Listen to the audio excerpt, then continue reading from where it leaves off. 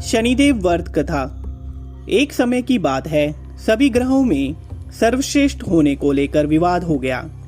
वे सभी ग्रह सूर्य, चंद्र, मंगल, बुध, गुरु, शुक्र, शनि, राहु और केतु इंद्रदेव के पास गए। वे भी निर्णय करने में असमर्थ थे, तो उन्होंने सभी ग्रहों को पृथ्वी पर राजा विक्रमादित्य के पास भेज दिया, क्योंकि वे एक न्यायप्रिय राजा थे। सभी ग्रह राजा विक्रमादित्य के पास पहुंचे और अपने विवाद के बारे में बताया। राजा विक्रमादित्य ने सोच विचार के बाद 9 धातु स्वर्ण, रजत, कांस्य, पीतल, सीसा, रांगा, जस्ता, अभ्रक और लोह से सिंहासन बनवाया और उनको कर्म से रख दिया। उन्होंने सभी ग्रहों से इस पर बैठने को कहा। साथ ही कहा कि जो सबसे बाद में बैठेगा वह सबसे छोटा ग्रह होगा। लोहे का सिंहासन सबसे अंत में था, जिस वजह से शनिदेव सबसे अंत में बैठे।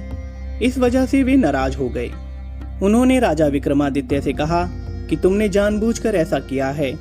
तुम जानते नहीं हो कि जब शनि की दशा आती है तो वह 2.5 साल से 7 साल तक होती है। शनि की दशा आने से बड़े व्यक्ति का विनाश हो जाता है।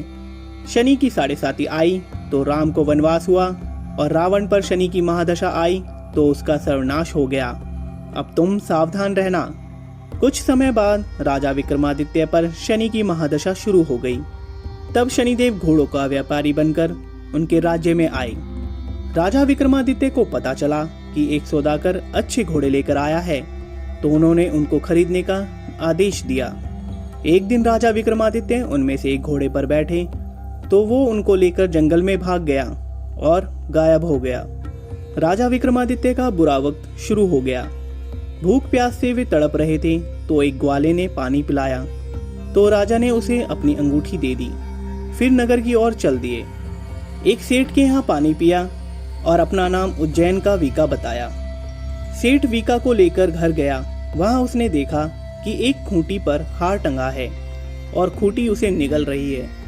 देखते ही देखते हार गायब हो गया। हार चुराने के आरोप में सेठ ने वीका को कोतवाल से पकड़वा दिया। वहां के राजा ने वीका के हाथ पैर कटवा दिए और नगर के बाहर छोड़ने का आदेश दिया। वहां से एक तेली गुजर रहा था। वीका को देखकर उस पर दया आ गई। उसने उसे बैलगाड़ी में बैठाकर आगे चल दिया। उस समय शनि की महादशा समाप्त हो गई। वीका वर्षा ऋतु में मल्हार गा रहा था। उस राज्य की राजकुमारी मनभावनी ने उसकी आवाज सुनी तो उससे ही विवाह करने की जिद पर बैठ गई। हार कर राजा ने बेटी का विवाह वीका से कर दिया। एक रात शनिदेव ने वीका को स्वप्न में दर्शन दिए और कहा कि तुमने मुझे छोटा कहने का परिणाम देख लिया। तब राजा विक्रमादित्य ने शनिदेव से क्षमा मांगी और कहा कि उनके जैसा दुख किसी को ना दे। तब शनिदेव ने कहा कि जो उनकी कथा का श्रवण करेगा और व्रत रहेगा उसे शनि की दशा में कोई दुख नहीं होगा। शनिदेव ने राजा विक्रमादित्य के हाथ और पैर वापस कर दिए। जब सेठ को पता चला कि वीका तो राजा विक्रमादित्य है, तो वह पैरों पर गिरकर क्षमा मांगने लगा। राजा ने कहा कि यह सब शनिदेव के कोप का प्रभाव था और इसमें किसी का कोई दोष नहीं है। सेठ ने उनका आदर सत्कार किया और अपनी बेटी श्री कंवरी से उनका विवाह कर दिया। इसके बाद राजा विक्रमादित्य अपनी 2 पत्नियों मनभावनी एवं श्री कंवरी के साथ अपने राज्य लौट आए, जहां पर उनका स्वागत किया गया। राजा विक्रमादित्य ने कहा कि उन्होंने शनिदेव को छोटा बताया था, लेकिन वे तो सर्वश्रेष्ठ हैं। तब से राजा विक्रमादित्य के राज्य में शनिदेव की पूजा और कथा रोज होने लगी।